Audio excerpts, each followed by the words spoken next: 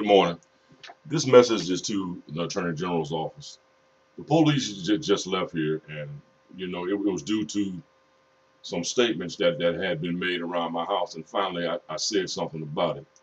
And the police came here, and they told me not to say nothing to these individuals, and I agreed. So, but my point behind it was that these individuals they're working on a house, and every morning they come here, they start making these derogatory statements, and these derogatory statements are totally false. I'm not no fag, you know what I'm saying? And I listened to it for approximately maybe 3 weeks before I said anything. And the day I said something, and they called the police on me. So what I told them was that if they didn't stop coming by my house like that I was going to call the police on them. But what they did was they called the police first. Now this goes back to that document that you have from that doctor where they were saying that I was paranoid and delusional. Now, that's me that they're talking to. They have always been playing like we're talking to him, but we're not talking to him. See, it's like they're trying to make me look like I'm crazy or something like that, but that's not the case at all. We know that now. But at either rate, they talk about my attire. On the average, I don't go nowhere. I got a closet full of clothes. And you can see why I don't go anywhere. You can see that now. Why I don't go nowhere. I basically just stay home. But what I do, I work for a window company. We wash windows, and there is nobody that I know that's going to be wearing clean clothes to go wash windows. When you wash windows, you climbing up in bushes and things like that. You're getting dirty. So I basically wear the same pants all the time, and due to me not going anywhere, due to all of what's going on, I just don't go nowhere. But I got a closet full of clothes. I can dress anytime I get ready, but I don't go anywhere. But basically what I'm saying is this leads back to that one document in which this doctor in Cleveland said that I was paranoid and having illusions. And it's appearing as though there are a lot of people participating in that area trying to make me look like something's wrong with me when they know clearly that it's not. They're cooperating things, you know what I'm saying, and it's getting out of control. And, that is why I was telling them the importance of saying my name. And as long as they don't say my name, I have no other choice to believe that they are really just trying to make it look this way. They are really trying to make it look like something is wrong with me. I guess maybe to incarcerate me or something, or put me in the nut house or something, but to just take over. Not only that, people are trying to put things on me that are totally false. They're saying I'm strange because I don't go nowhere. But anytime you go somewhere and you begin to have ordinary conversation and plain conversation with people, and they begin to tell you that you're talking about people when you're not, there's something wrong with that. And them themselves have contradicted themselves by saying, I'm just a plain person. That I am. And I speak in plain, ordinary English. And how in the world are they going to tell me that I'm plain and then turn around and tell me that as a result of me speaking plain English, that I'm talking about someone? If they're telling me that I'm plain, I'm interpreting that as you can understand what I'm saying in plain English, but you're just making things out to be what you want it to be. And that's basically what they said. I mean, they said it all in one. You're too plain. Now, I also heard a message that I'm going to get shot or something is going to happen to me or something like that. But listen to what I'm saying. This is a result of retaliatory discrimination, and this is a result of people saying things to me. I never bother anyone. I stay at home, and I stay at home with my family. So keep in mind what I'm saying. I have called the police office. I called them this morning, I called them yesterday, and I called them the day before. And I asked to speak to the police chief. I went down to the mayor's office. And I asked to have an appointment with him so I could talk to him to tell him what this is really about. In the meantime, I'm getting all the slack from the public. I had a gun pointed at me yesterday. Somebody just pointed one at me, just out of sheer hatred. Or either out of them interpreting me just speaking plain English as though I'm talking about someone when I'm not saying nothing about them at all. See, this is what's going on. That's why, it's the importance of my name and the importance of me to get in front of people and tell them what this is really about, instead of people keeping me hid in the background, portraying it as something that it's not, because it's really causing me problems.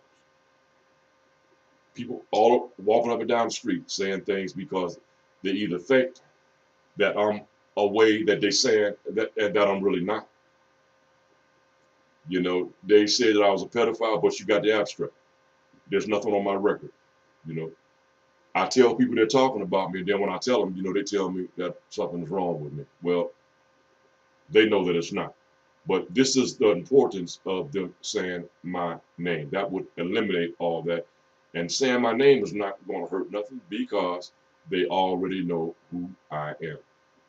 See, this is something that they are just corroborating, and it is time to break it up. This is why you notice there are different times when I stop talking. That's why. Because they're not talking about this in the right way. They're talking about it, but they're not doing it the right way. They're leaving room in there to say that I'm crazy, but yet still I'm talking about everybody. Now, if they think that I'm talking about everybody, they must know who I am when they give me all this slack, when I get all this ridicule. They know who I am. That's just common sense.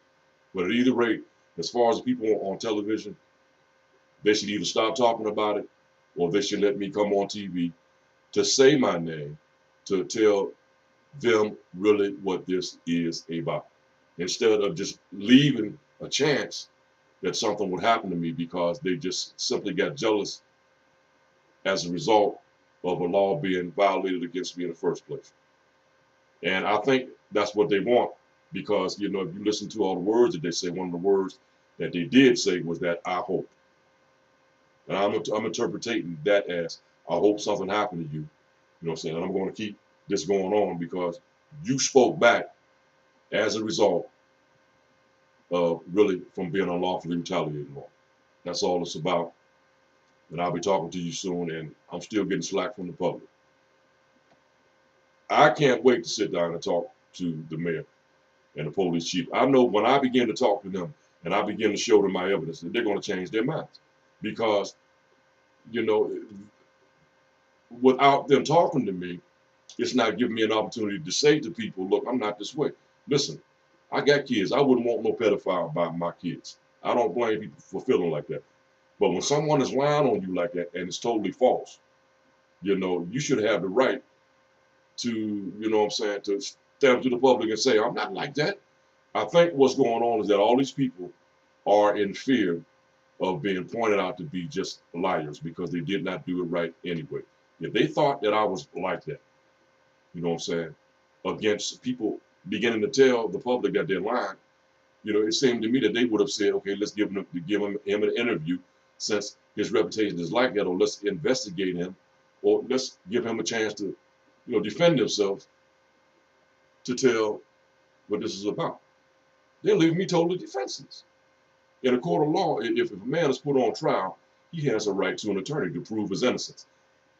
They're saying things about me that people really believe out here in the public, without even giving me a chance to prove my innocence. And as you can see with that other document, I showed you I have always been trying to obtain an attorney. This type of jealousy and envy, it has got to stop. It must stop because it's getting serious. And summertime is here. And as you know, when summertime gets here, people begin to get violent. I don't want that position. All I ever wanted was my privacy. They exploited me out there like that. You know what I'm saying? And it's their responsibility to straighten all this out because they made me a target. All I do is go to work every day and try to take care of my kids. I have a son. He's in college. I have a daughter that goes to school. I'm a taxpayer. I do not get into trouble. So I'm asking for you to respond the right way. I want to talk to them, because they think that I'm causing trouble when in reality, how could you be starting trouble when first of all, when you're in your home and you're on your computer and somebody is tapping into it, or if you go play the lottery, somebody is tapping into it. Sometimes when I go play the lottery, what I do, and I did it on purpose, is to take a card and slide it in the machine, so no one would know what I'm betting. And I still get slack as a result of that. So you can see what I'm saying. You know, they're violating my privacy. And as a result of them violating my privacy, I'm getting to be made a target after retaliatory discrimination. And that's all wrong. And I hope you respond back, because I really do. I want to talk to them, because I think that I can change their mind when they sit down and talk to me, instead of them just leave me out there to be a target. I'm just an innocent man. I'll be talking to you soon.